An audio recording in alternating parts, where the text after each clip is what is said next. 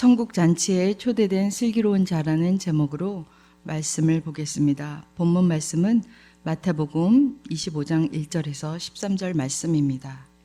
그때에 천국은 마치 등을 들고 신랑을 맞으러 나간 열처녀와 같다 하리니 그 중에 5은 미련하고 5은 슬기 있는 자라.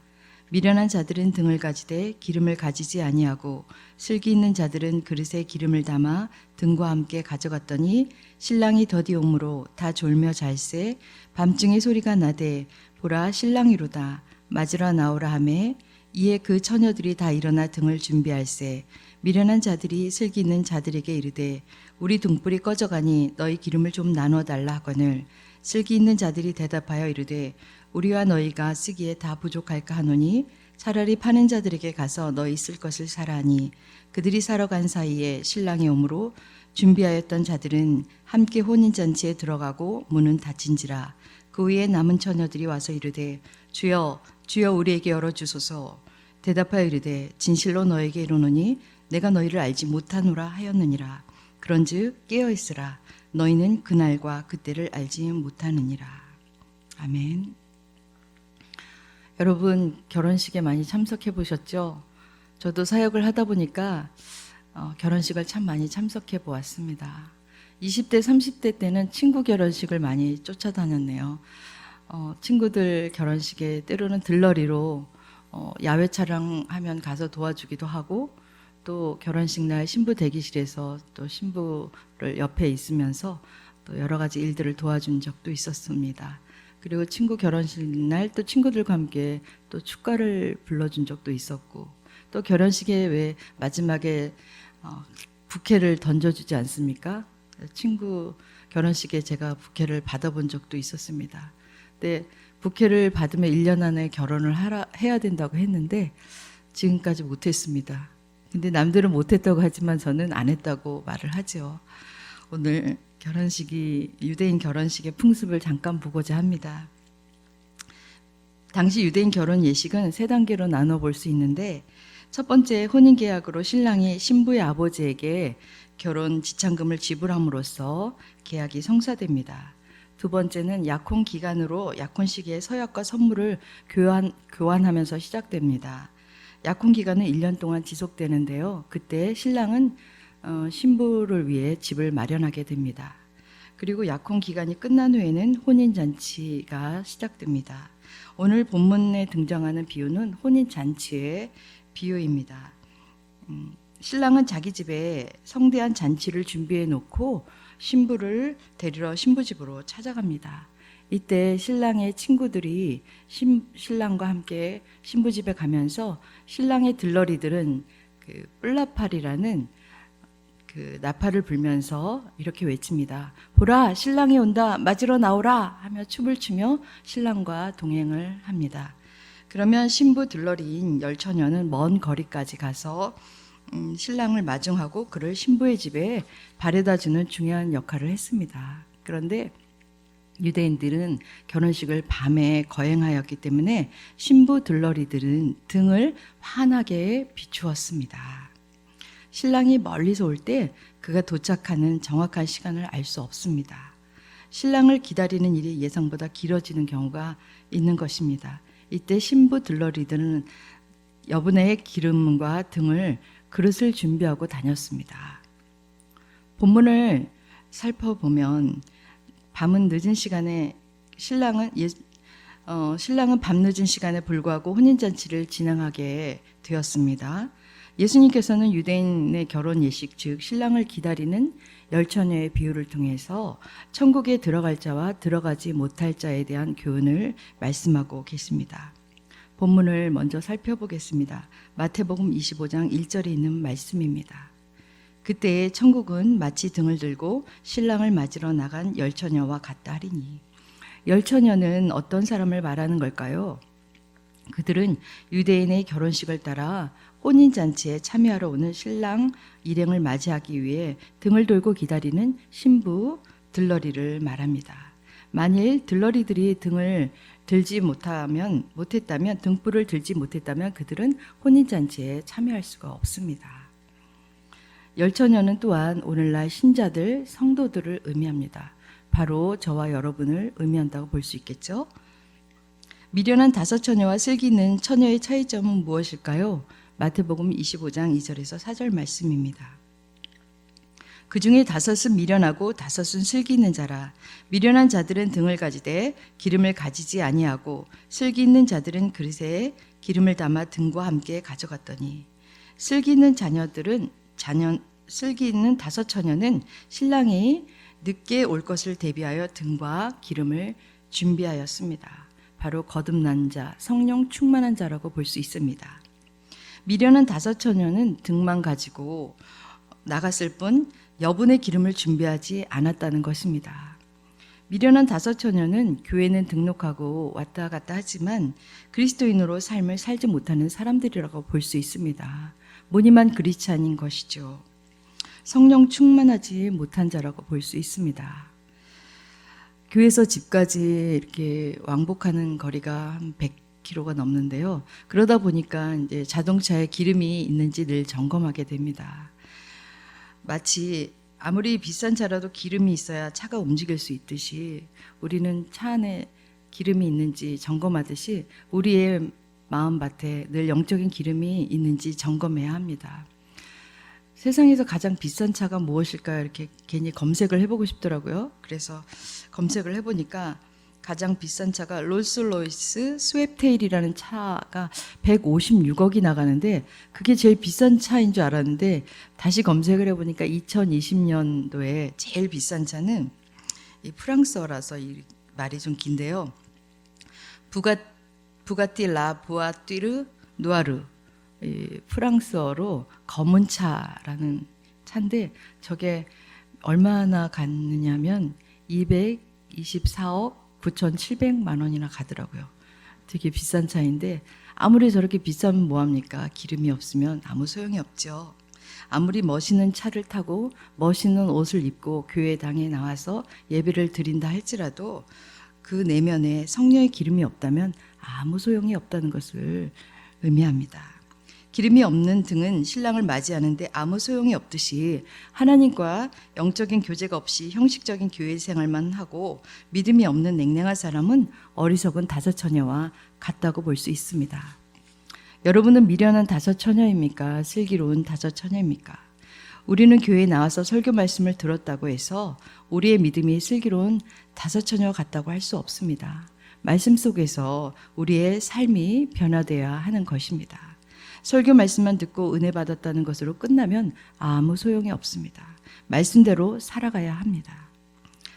등과 기름은 성도의 생활에 있어서 무엇을 상징하고 있습니까? 등은 하나님의 말씀, 곧 진리의 말씀이라고 할 수 있습니다.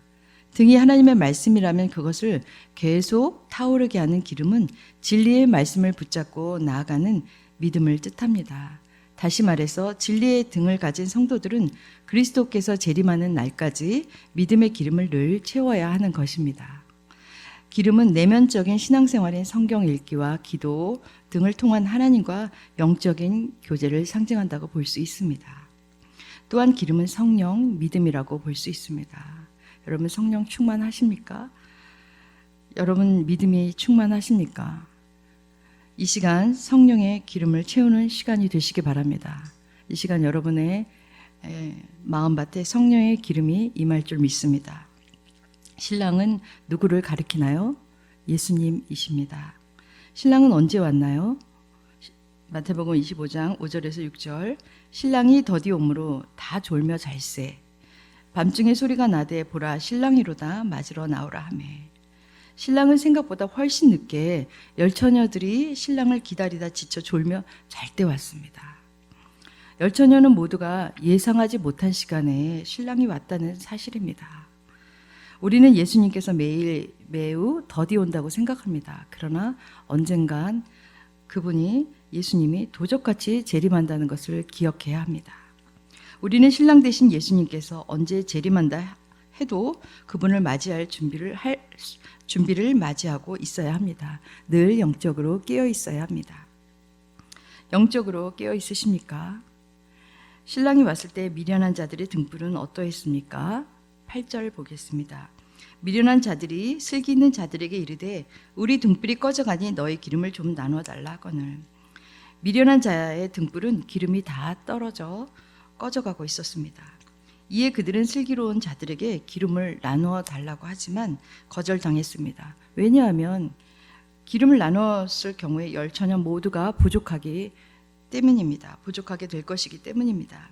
이러한 사실은 사람의 구원은 개인적인 신앙으로 얻어지는 것이며 결코 다른 사람의 믿음 때문에 구원받는 것이 아니라는 것을 보여주고 있습니다. 전에 있던 교회에 슈퍼마켓을 하는 집사님이 계셨습니다. 여집사님이 계셨는데 참 신앙생활을 잘 했습니다. 그의 아들도 초등학생이었는데 잘 신앙생활을 했습니다. 그런데 남편이 교회를 나오지 않고 있었어요. 그래서 가끔 일부러 남편이 계실 때 슈퍼에 가서 물건도 사주면서 부인하고 아이가 열심히 믿음 생활을 하는데 우리 선생님도 같이 아내와 함께 교회를 나오셨으면 좋겠습니다 라고 전도하면 저는 교회 안 나가도 우리 아내하고 우리 아이가 잘 다니기 때문에 저는 천국 갈 수 있습니다 막 그러시더라고요. 아닙니다. 천국은 개인이 내 자신이 예수님을 믿어야 천국에 갑니다. 결코 아내와 자식 때문에 천국에 갈 수 없습니다 하면서 복음을 전한 적이 있었는데 계속 가서 복음을 전하다 보니까 어느 날은 같이 교회에 나와서 신앙생활을 잘하게 되었습니다.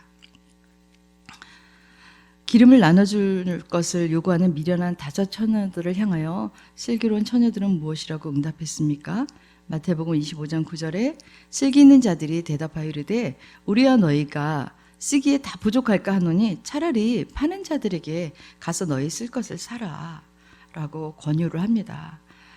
그때 그 모습은 인간적으로 매우 매정한 것 같은 인상을 줍니다. 그러나 구원의 문제는 하나님과의 1대1의 문제이지 어느 누구도 도움을 줄 수가 없다는 것을 보여주고 있습니다. 아직도 하나님과 영적인 교제가 단절되어 있다면 또 예수님의 재림을 맞이할 준비가 되어 있지 않는 분이 계시다면 속히 돌이켜 믿음을 회복하고 영원한 생명을 얻을 수 있도록 기도해야 합니다. 오직 주님의 재림을 기다리며 날마다 깨어있는 자만이 기쁨으로 예수님을 맞이할 수 있습니다. 우리는 슬기로운 다섯 처녀와 같은 믿음을 가져야 합니다. 결국 미련한 다섯 처녀의 운명은 어떻게 되었을까요? 마태복음 25장 11절 12절 그 후에 남은 처녀들이 와서 이르되 주여 주여 우리에게 열어주소서. 대답하여 이르되 진실로 너희에게 이르노니 내가 너희를 알지 못하노라 하였느니라. 미련한 다섯 처녀의 내면 상태는 믿음이 떨어져 있는 상태입니다. 성령님과의 교제가 단절되어 있는 상태입니다. 그들은 자신의 기름이 부족했다는 사실을 너무 늦게 깨달았습니다. 미련한 다섯 처녀가 뒤늦게 부족한 기름을 파는 자들에게 사러 가는 동안에 이미 신랑은 슬기로운 다섯 처녀와 함께 혼인잔치에 참여하게 되고 그 잔치집의 문은 닫혀버리고 말았습니다. 유대인의 혼인 풍습에서 신랑이 들어가므로 잔치집 문이 닫힌 후에는 어느 누구도 그 집에 들어갈 수 없게 되어 있습니다. 그러므로 미련한 처녀들은 기름을 구해 가지고 와서 문을 열어달라고 애원했지만 결국 들어가지 못했습니다. 준비되어 있지 않는 자들은 혼인잔치에 들어가지 못하고 밖에 버려지는 신세가 되었습니다. 우리는 믿음을 지키며 회개할 때를 놓치지 말아야 합니다. 주께서 재림하신 후에 아무리 애통해하며 회개하여도 구원받지 못합니다. 회개할 기회를 놓치지 마시고 회개하고 성령의 충만함을 받는 저와 여러분들이 되었으면 좋겠습니다. 주님은 항상 예고 없이 찾아오신다는 것을 기억해야 합니다. 예수님의 재림하실 그날과 그 시는 알지 못하기 때문에 우리는 영적으로 깨어 있어 기도하는 생활을 늘 중단하지 말아야 합니다. 코로나 속에서 예배를 소홀히 하고 기도를 멈추고 계신 분은 안 계십니까?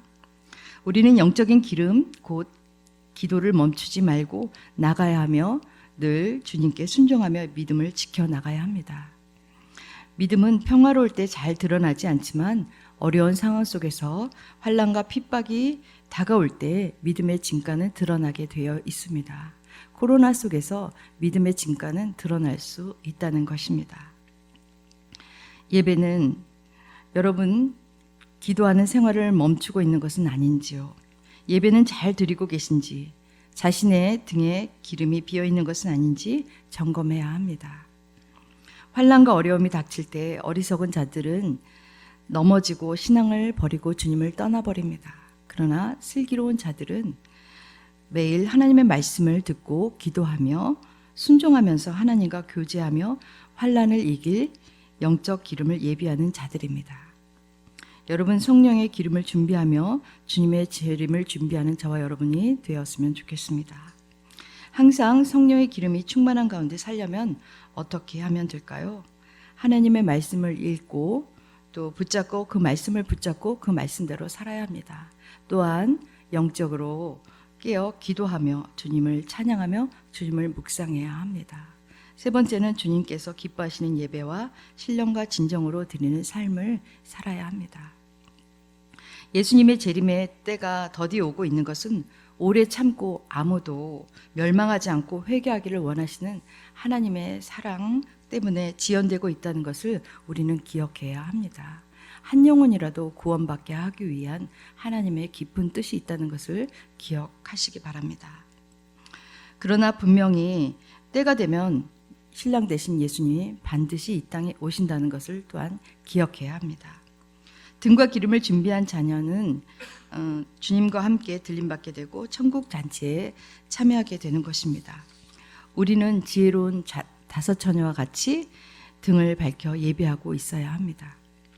마치 신부가 사랑하는 신랑을 기다리며 잠을 자지 않고 밤을 새우며 문소리에 귀를 기울이듯이 우리가 주님을 사랑하는 마음으로 주님의 오심을 기다리며 주님께서 언제 오신다 하더라도 기쁨으로 맞이할 수 있도록 깨어 기도하는 저와 여러분들이 되시기 바랍니다.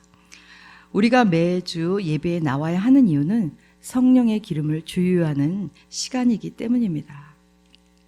우리는 예배와 기도와 말씀이 없으면 우리의 마음에 있는 성령이 소멸되어 기름이 떨어집니다. 항상 성령의 기름이 충만한 가운데 살려면 어떻게 해야 할까요? 네 번째, 복음을 전해야 합니다. 복음을 전해야 성령의 기름이 소멸되지 않습니다. 마가복음 13장 10절을 보겠습니다. 또 복음이 먼저 만국에 전파되어야 할 것이니라. 깨어있는 성도라면 하나님께서 맡기신 사명을 실천하고 열정과 믿음을 가지고 복음을 전해야 합니다. 내 부모와 내 자녀들, 친척들, 이웃들에게 복음을 전해야 합니다. 5월달이 가정의 달이죠. 5월 5일 날 우리 자녀를 두신 분은 우리 아이들에게 무슨 선물을 해주면 좋을까 막 고민하시는 분도 계실 텐데 그 어린아이들에게 가장 큰 선물은 바로 믿음입니다. 믿음의 유산을 물려주는 여러분들이 되시기 바랍니다. 또한 어버이날이 다가오는데 어버이께 우리 부모님께 어떤 선물을 할까? 얼마 또 그분의 삶들은 얼마 생애가 우리보다 남지 않은 이 짧은 인생을 남으셨는데 그분들에게 그 부모님에게 용돈을 많이 드리는 것보다도 예수님의 복음을 전하는 것이 가장 큰 선물이라는 것을 기억하시기 바랍니다. 주님 앞에 갔을 때 주님께 잘 살다 왔구나 라고 칭찬 듣는 저와 여러분이 되시기 바랍니다. 주님과의 만남은 각 개인마다 틀릴 수 있습니다. 주님이 이 땅에 오셔서 맞이할 수도 있지만 우리가 이 땅에서 사명을 다한 후에 먼저 천국에 가서 예수님을, 신랑 되신 예수님을 만날 수 있다는 것을 기억해야 합니다. 아직도 우리가 살아있는 것은 우리에게 사명이 있기 때문입니다. 등과 기름을 준비한 다섯 처녀와 같이 깨어서 주님의 재림을 기다리며 아름다운 삶을 사는 저와 여러분들이 되시기 바랍니다. 우리 인생에 기름을 준비했어야 했는 대로 끝나면 안 됩니다. 기름을 준비하고 잘 살아야 했는 대로 끝나면 안 된다는 것입니다. 우리의 인생에 기름을 준비하고 잘 살았다라고 끝나는 저와 여러분들이 되시기 바랍니다. 주님이 언제 오시든 천국 잔치에 들어갈 준비가 되시는 저와 여러분들이 되시기 바랍니다. 주님 언제 오셔도 괜찮습니다. 어서 오시옵소서 마라나타라고 고백하시길 바랍니다. 하도 이 말씀을 준비하다가 어느 날 잠을 잤어요. 잠을 자는데 꿈을 꾸게 되었는데 결혼식이 꿈을 꿨는데 그 결혼식의 주인공 신부는 바로 저였습니다. 그래서 결혼식에 가려고 이제 막 한복도 준비하고 이제 준비해서 결혼식에 막 가고 있는데 가서 이제 신부 대기실에서 이제 메이크업도 하고 막 그러고 분주하게 대기실에 있었던 것 같아요. 근데 그 결혼식장은 교회였던 것 같아요. 그래서 교회에서 주례는 목사님이 하셨던 것 같습니다.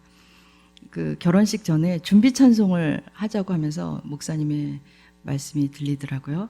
그래서 준비 찬송을 주께서 내 길 예비하시네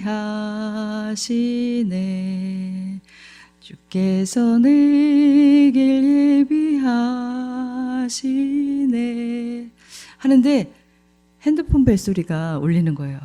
그래서 잠에서 깼습니다. 그래서 꿈에서도 결혼을 못하고 깼어요. 근데 이 꿈이 뭐지? 왜 이런 꿈을 꿨지? 라고 생각을 했는데 이 세상에 다시 오실 예수님, 신랑 되신 예수님을 맞이할 신부는 바로 저와 여러분들이구나 라는 것을 깨닫게 해주셨습니다. 우리는 신부 들러리이기 전에 바로 신부들입니다.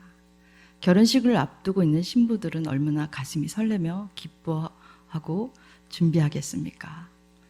코로나로 마음이 위축되고 우울하고 많이 힘든 시기를 살아가고 있지만 우리가 이 100년도 못 살 이 짧은 인생에 힘들고 어려운 일에 집중하는 것이 아니라 이 고난을 어떻게 하면 이길 수 있을까? 주님 앞에 모든 것을 맡기고 이곳에서 등과 기름을 준비한 슬기로운 5 처녀같이 우리가 이 어려운 난관을 슬기롭게 이겨나가는 지혜로운 분들이 되시기 바랍니다.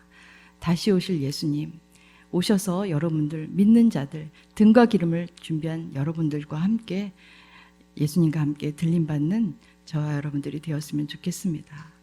아직 예수님이 오지 않았지만 우리를 기다리고 언젠간 반드시 오실 예수님을 기대하고 소망하면서 이 어렵지만 잘 믿음으로 이겨나가시는 저와 여러분들이 되시길 바랍니다. 그래서 함께 여기에 보인 얼굴 모습들을 천국에서 다시 함께 볼 수 있었으면 좋겠고 그곳에 함께 천국 잔치에 참여하는 저와 여러분들이 되시길 바랍니다.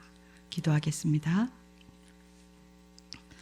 하나님 아버지, 힘들고 어려운 시기를 지나고 있습니다. 우리의 힘으로는 이겨나갈 수 없는 고난을 겪고 있지만 이 고난을 주님께 맡기고 나아갈 수 있는 우리 모든 성도님들이 되게 도와주시옵소서. 다시 오실 예수님을 기대하고 소망하면서 끝까지 인내함으로 믿음을 지켜나가는 지혜로운 5 처녀같이 끝까지 믿음을 지킬 수 있도록 주님 저희들에게 힘을 허락하여 주시옵소서. 위례중앙교회 우리 목사님 모든 성도님들에게 힘과 능력을 허락하여 주시옵시고 이 고난을 잘 이겨나갈 수 있도록 도와주시옵소서. 또한 한국교회와 이 나라 이민족과 세계 열방의 모든 분들에게 힘을 허락하여 주시고 주님 오시는 그날에 모든 분들이 들림받는 놀라운 역사가 일어나게 도와주시옵소서. 주님께서 함께해 주시고 축복해 주시길 원하오며 예수님의 이름으로 기도합니다. 아멘.